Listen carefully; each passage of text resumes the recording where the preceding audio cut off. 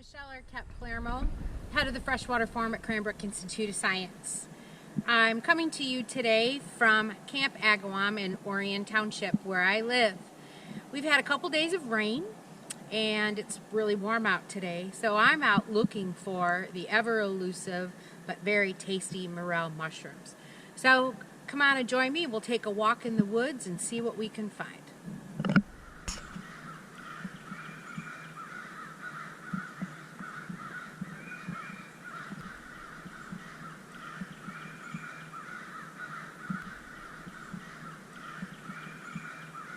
Looking mainly where there's oak and ash and those types of trees, trying to find the morel mushrooms, which like to come out on a warm day just after some spring rains.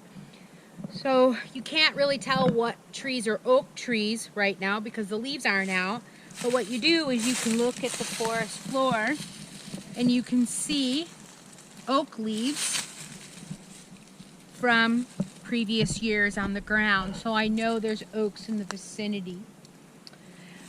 But when I was out looking for those, I come across a lot of what we call vernal ponds. Vernal meaning spring. These ponds come out in the springtime. And these low-lying areas full of one of the first plants to come out every year is something called skunk cabbage.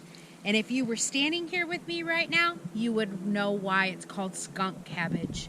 The flowers and the leaves have the smell of rotting flesh that attracts the pollinators that come in. There are no flowers because the flowers are gone. The flowers came out for these particular types of plants as the snow was melting. In fact, there's so much thermal heat generated by these flowers that they can actually melt the snow. So these leaves from these plants are out now, but the flowers are long gone. And this pond behind me, this vernal pond, is extremely important because a lot of insects and amphibians lay their eggs here. Probably about mid-July, maybe August, depending on how much rain we get this spring and summer. This area will be completely dry and you won't see any water at all. But they're really super important for those amphibians and other animals that need to lay their eggs, because if they laid their eggs in the lake over there, they'd get eaten by the fish. Fish don't live in these vernal ponds, so they have fewer predators here, so that's why the amphibians and some insects lay their eggs in here. It's really super important to the ecosystem. Well, so much for finding the morel mushroom here at Camp Agawam in Orion Township. Just adjacent to this park is another 5,000 acres of state recreation land, part of the Bald Mountain Recreation. Both north and south units have lots and lots of trails and fishing, mountain biking, all kinds of recreational opportunities. So let's see what we can find there.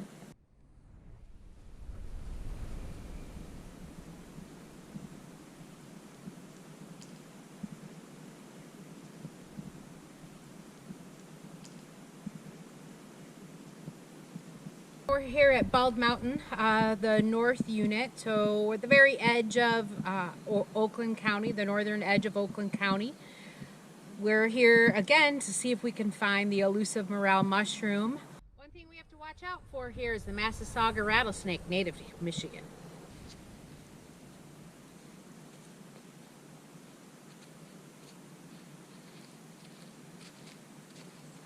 Haven't found the morel mushroom yet, but one of the things I did find was a great example of a spring wildflower.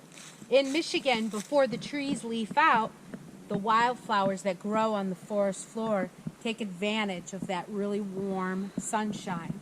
And one of our native species that we have here in Michigan is what we call the May apple. These are actually just probably popping up yesterday and today.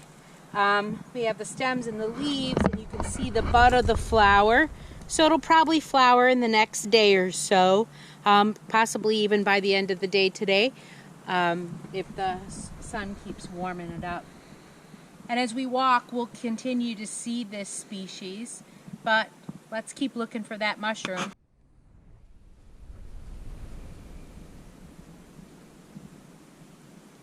Not a morel mushroom, but another Michigan spring ephemeral wildflower.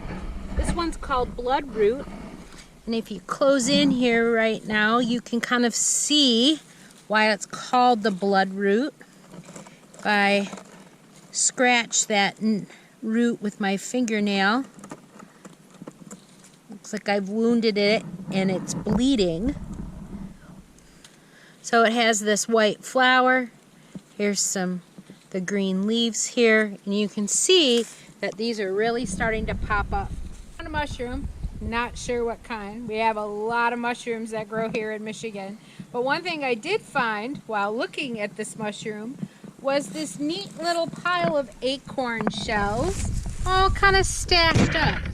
Sometimes you can't necessarily see wildlife when you're walking out in the woods. You need to look for signs of wildlife. So this little stash of cracked acorn shells tells me that somebody sat here on this log and had themselves a meal and left behind their shells.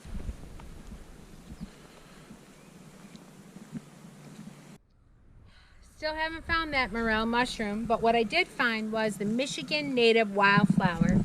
The Trillium you see here with its 3 leaves and the flower bud. Not quite warm enough, not quite enough sunlight for this white flower to open just yet.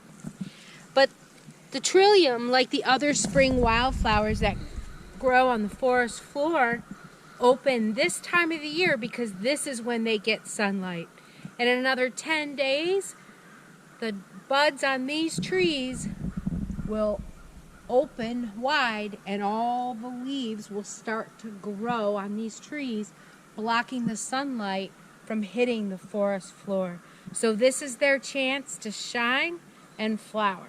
On a mushroom, it's not a morel though, but they call this the hen of the woods. These are edible and I have served them before.